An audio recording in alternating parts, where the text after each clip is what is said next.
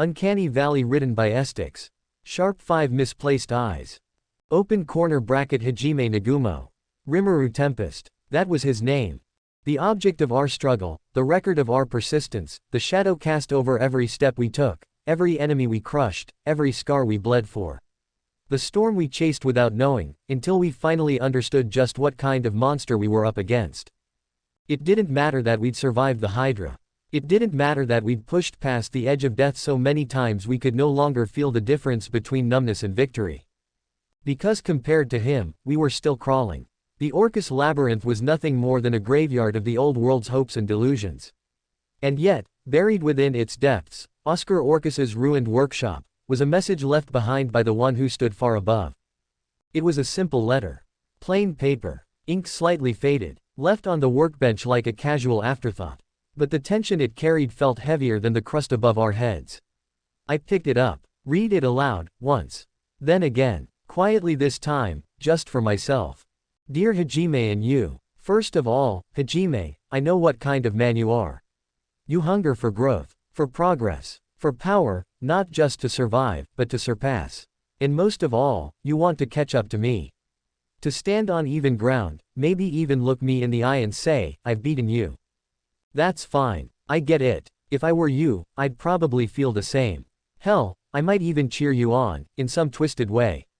But let's not kid ourselves. You're going to need more than grit and gunpowder. Still, I'll be watching, and if you ever do manage to reach me, if you ever think you're ready, come find me. I'll be waiting. Rimuru Tempest. I let out a slow breath as I finished reading. That arrogant, smug, condescending bastard. He wasn't even trying to insult me, and yet it still stung. He hadn't written it to mock us. That was what pissed me off the most. It was honest, direct, unapologetic, and terrifyingly true. I handed the letter to you without a word. She took it gently, eyes scanning it once. Then, with a small exhale, she let it catch fire in her palm. The flame flickered, danced, and turned the message to ash within seconds. Her gaze lingered on the smoke before drifting to me. What now, Hajime? She asked softly. I stared at the spot where the letter had been, the faint smell of burnt parchment still lingering. We prepare, I said. For what? We have a beast to hunt. A tempest to chase. She smiled. Fleur-de-lis. Open corner bracket Rimuru Tempest. 2 days passed, and the royal capital finally came into view. Look, Daisy, I murmured, stroking the soft white fur of the cat nestled in the crook of my arm. She purred like an engine, tail flicking lazily. The horse I was riding on snorted, as if in protest. I wasn't great with horses, but it was part of the image. Everyone else in the hero party had one, and I figured walking beside them would ruin the aesthetic. Rimuru-san, Shizuku called out from a little behind me, the wind tossing strands of her hair behind her shoulder. You don't have any identification, do you? Please stick close to us. We'll get you through the gates. Got it, I replied with a casual nod, though I didn't really plan on following any of their rules once we got inside. But for now, I'd play along. We approached the capital with no trouble. Shizuku led the way, flanked by Kaori and Suzu, who waved charmingly at the guards like diplomats. Kuki was in front, trying to puff his chest like a true hero, but the bruises still healing on his body told another story. Ryutaro cracked his knuckles and kept looking around like he was itching for another fight. You're lucky we're vouching for you, Eri muttered with a cool gaze, side-eyeing me with suspicion, though I could tell she was more intrigued than wary. Oh no, I said, dry and unbothered, the blessing of the hero party. How shall I ever repay you? Kaori chuckled nervously while Suzu giggled. Be nice to him, Eri. He saved our lives. I didn't reply. I just kept stroking Daisy, who meowed sleepily. After passing through the gates under their name and protection, the party began to disperse. We stood in a stone courtyard just beyond the outer market walls. People bustled past with crates, carts, laughter, and the sound of the city. The air smelled of spices, roasted meat, smoke, and the faint trace of perfumed water. Well, this is where we part ways, Shizuku said, stepping toward me.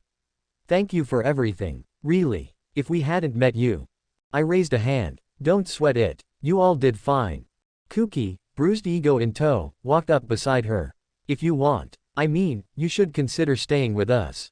We're fighting for the people of this world, and your strength could. No, I interrupted simply, locking eyes with him. As for why I don't want to help, I have my reasons.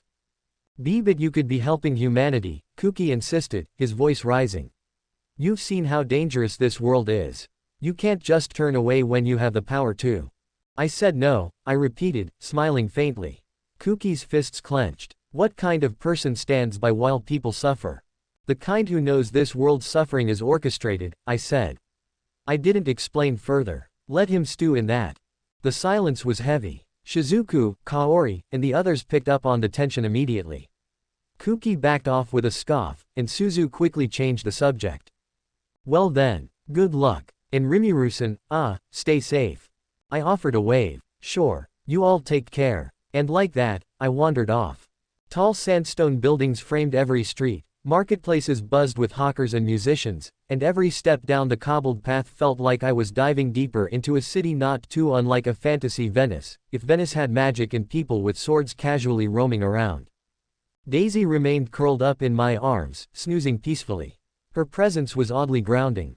I strolled past stalls packed with fruit, roasted skewers, bread so fluffy it made me salivate just looking at it, and not once did I pay. Gluttony. My unique skill, one of my most treasured. Absorption without trace. I walked through the market like a ghost. People blinked and looked confused when half their stock vanished. I did feel a little guilty. A little. Meh, I muttered. Call it a taxation system. I turned down a quieter road, licking grease off my fingers. All right, Daisy, what next? Hey. Daisy suddenly leapt from my arms, darting into a shadowy alleyway. I sighed and followed her. The alleys of the city were a different atmosphere altogether, quiet, grimy, filled with secrets no one wanted uncovered. Then I heard it. A shuffle. A muffled cry. A grunted, drunken laugh. I turned the corner and found her, Daisy, standing protectively in front of a trembling woman with clothes barely kept together. All white fur bristled as she hissed at two gruff, armored men. Adventurers by the looks of them, the kind who fought dirty and lived even dirtier. Get outta here, damn mutt, one of them growled, slamming his boot into Daisy. She yelped and flew into the wall. The world slowed down. My eyes adjusted to a different color. A deeper hue of red. A place where morality stopped and instinct took over. I walked forward. Hey, I said softly. They looked up, drunk, confused, and I let them see me. One blinked, then took a step back. The other reached for his sword. Don't bother, I said. He hesitated. Too late. My hand was already around his throat. You hit my cat. You're going to die. I tightened my grip. Bones cracked. The other tried to run. I raised my free hand and with a whisper of black lightning, I tore through his torso. The alley glowed with purplish black heat before going dark again. I let the corpse in my grip fall, blood soaking the dirt. A beat. Then another. I walked over to Daisy, who was groggily stirring. I picked her up, cradled her gently, and stroked behind her ears. She blinked at me once before purring again. You're okay, I murmured. You did good. I turned toward the woman the two men had cornered.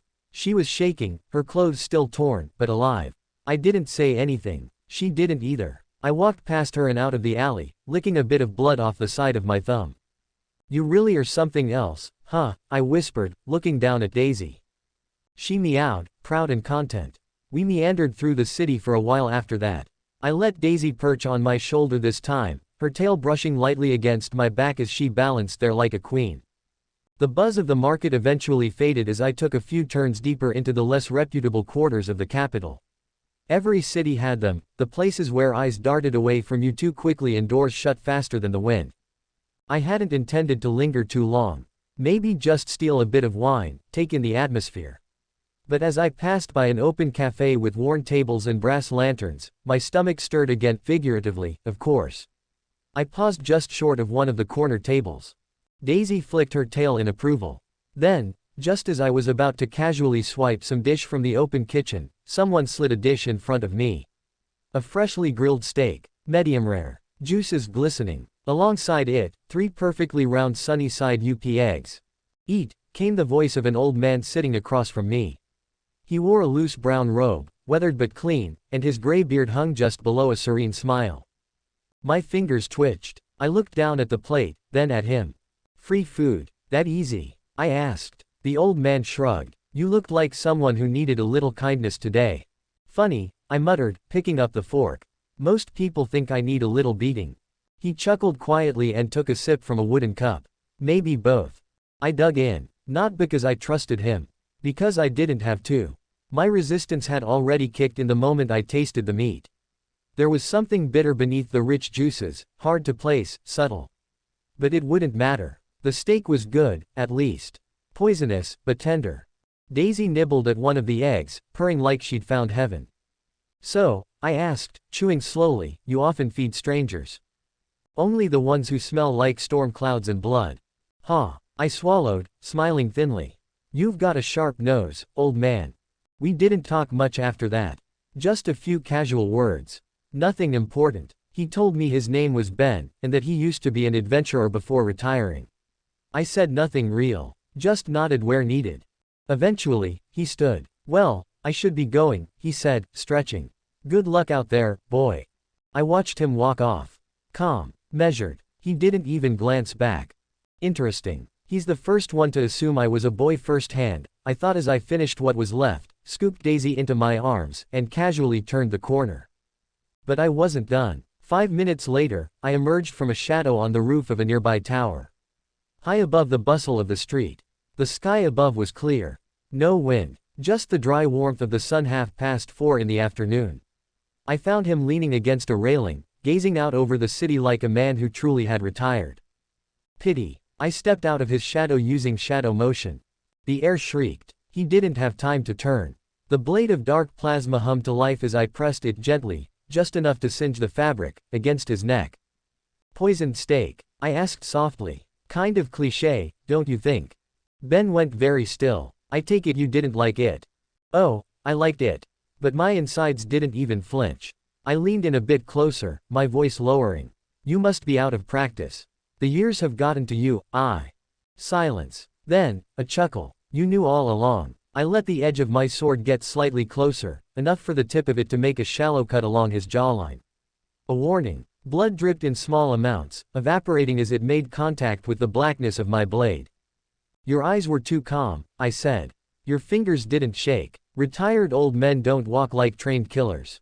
I smiled. Get this. Poison is only used by two kinds of people. Cowards, and professionals. Ben finally turned his head slightly, just enough for me to see one of his eyes now glinting a faint emerald. Which am I? You tell me, I said. Were you trying to kill me? No. He smiled faintly. Just test you. I considered that for a moment. Then, slowly, I lowered my blade. That's one expensive test, I said, stepping back. Next time, just ask for a spar. There won't be a next time, Ben said, stretching his neck. Not for me, at least. I was sent to judge whether you were worth, I don't know, fearing. And, he looked at me, not unkindly. You're beyond that. I tilted my head, laughed a little, the blade still crackling softly in my hand. So, what? You're going to disappear now. He nodded once. You won't see me again. But others will probably come. Better than me. Or worse. That's fine. I turned, shadows already gathering at my feet. Next time, tell them to bring better seasoning. Back in the city, I landed silently behind a fountain plaza, letting the buzz of urban life surround me again. I set Daisy down and let her wander to a puddle.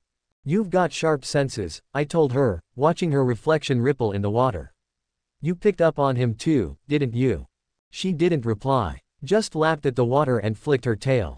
A faint smile tugged at my lips. Guess we're both monsters in our own way. She meowed in agreement. Fleur-de-lis. Open corner bracket Ben Parker. People like me don't usually get names in history books. I've learned firsthand that, in this world, if we're lucky, we get a quiet death. If we're really lucky, we get to grow old enough to pretend we were something else entirely. A guard captain. A hunter. Maybe an adventurer with a bad back and better stories. I liked that one. Rolled off the tongue easy.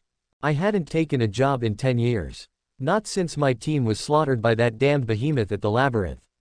My crew gone. My knees halved in. I told myself I was out. Told myself I could live on the coin I'd buried under that damn sycamore tree out in the southern fields. Told myself I was just another wrinkled fool sipping tea at cafes while the world burned quietly around me. Then they came. 3 men, no faces. Robes darker than soot, voices like water trickling through teeth. Claimed they served the royal family, but I've lived long enough to know when one's just wearing a crown. They didn't threaten me. Didn't need to. Dropped a pouch heavy with gold and slid over a crumpled parchment with scribbled details. A description. Blue-haired. Gold eyes. Very young looking. A singularity, they said, something the summoned heroes mentioned. An anomaly walking in their shadow. The church wanted verification. The palace wanted certainty. Was he demon or otherwise?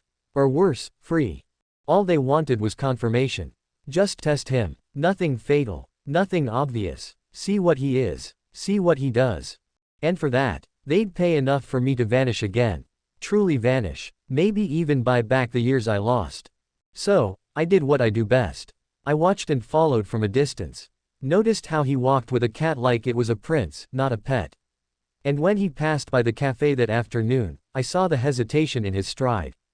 That slight twitch of the eye every hungry man makes when he smells fresh meat. So I gave him the steak. Not out of kindness, no, never.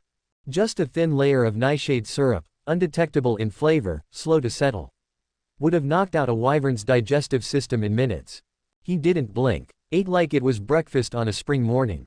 The cat even helped herself on the eggs, though they were safe. Both walked away unbothered. I knew then. I knew the moment he escaped my sight, that he wasn't normal. That's why, when the blade touched my throat on the rooftop, I didn't even flinch. I'd felt him coming before the shadow shifted. There was no point in running. Besides, I'd made peace with death a long time ago. He just wore a younger face than I expected. That sort of his, it didn't hum like metal.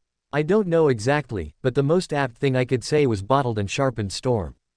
You knew all along, I said. He didn't deny it, just leaned closer, amused, but with eyes that held no warmth. I told him the truth. It wasn't malice. It was coin. I'm not a zealot. I don't bleed for crowns or gods. I was just paid to see what he was. And he showed me, without needing to kill me. And somehow, that's what scared me most. He could have gutted me like a fish and left no trace. No guilt. No second thought. But he didn't. He let me go. Which means, he doesn't see me as a threat. I watched him disappear back into the city. The coin pouch still weighed down my belt, but I knew I'd never spend it. No use buying a future in a kingdom this doomed. The royal family thinks they've got a handle on things. The church thinks it's found the next coming of their prophecy.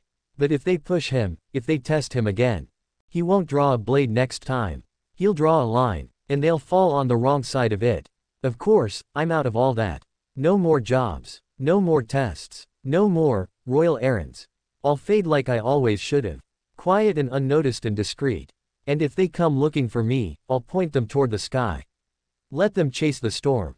I'm just an old man now, and I've finally seen what the end of the world looks like. He has a cat, and eyes that don't belong in this world.